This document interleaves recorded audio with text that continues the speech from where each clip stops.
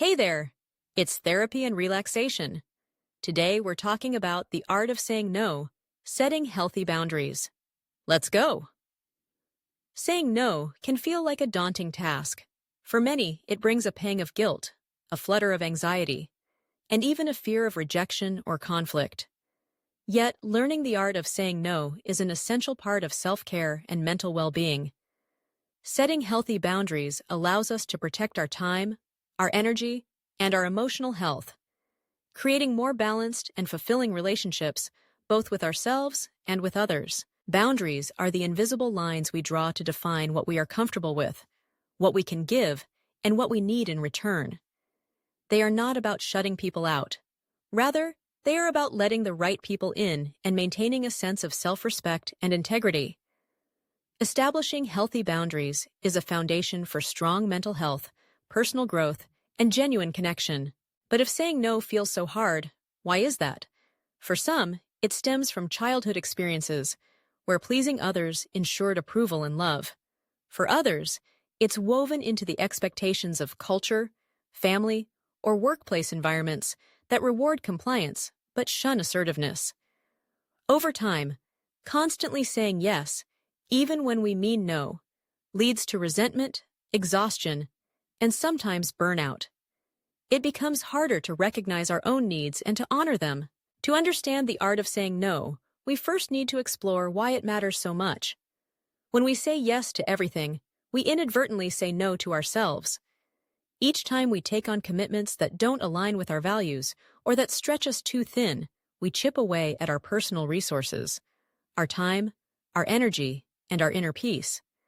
Without boundaries, we risk being swept along by the demands and desires of others, losing touch with what truly matters to us. Consider the simple act of pausing and checking in with yourself when faced with a request. It could be a colleague asking for help with a last-minute project, a friend hoping you'll attend an event, or a family member seeking a favor. Before responding, take a moment to ask yourself, how do I feel about this? Do I have the bandwidth? Does this align with my priorities? Giving yourself permission to say no is an act of self-respect. It acknowledges your needs as valid and important. Remember, every yes to something unimportant is a no to something vital, often your well-being, your rest, or your passions. Learning to say no gracefully takes practice, but it is a skill that can be developed. The key is to communicate with honesty, clarity, and kindness. A simple and respectful no is enough. You don't owe lengthy explanations, apologies, or justifications.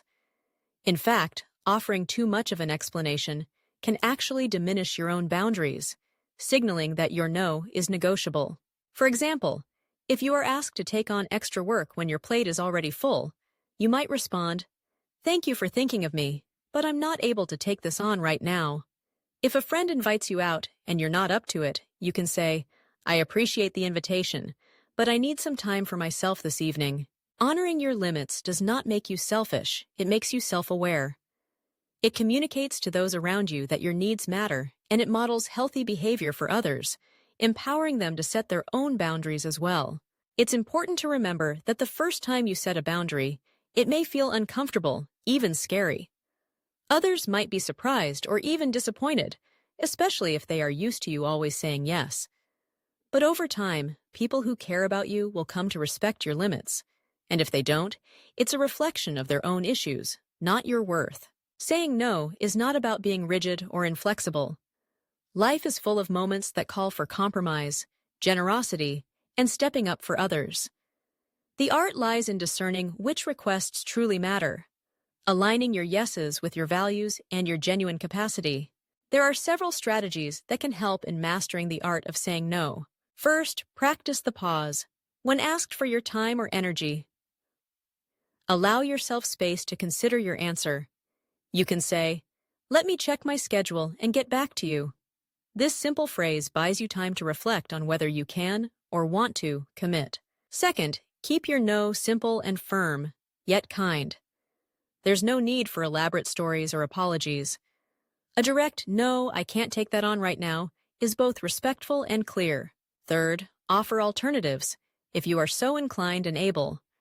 You might suggest, I can't help with that this week, but I could revisit it next month. Or, I'm unable to come tonight, but let's catch up another time. This helps maintain connection while honoring your limits.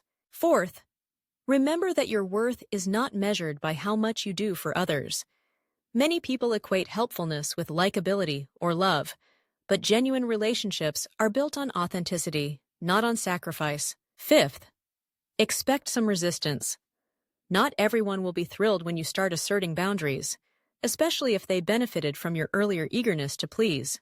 Stand firm and remind yourself that you are not responsible for managing other people's discomfort with your boundaries. It's also crucial to tune into your own signals. Often, when we say yes but mean no, our bodies feel the toll. A tightness in the chest, a pit in the stomach, restlessness, or a feeling of dread. These are indicators that we are pushing past our own limits. By paying attention to these cues, we can practice responding more authentically. For many, guilt is the biggest hurdle to saying no. It's the inner voice that whispers, "You're letting them down," or "You're not doing enough." Challenging this guilt means reframing how we see self-care, not as indulgence, but as a necessity. Just as we recharge our phones or refuel our cars, our own energy needs replenishment.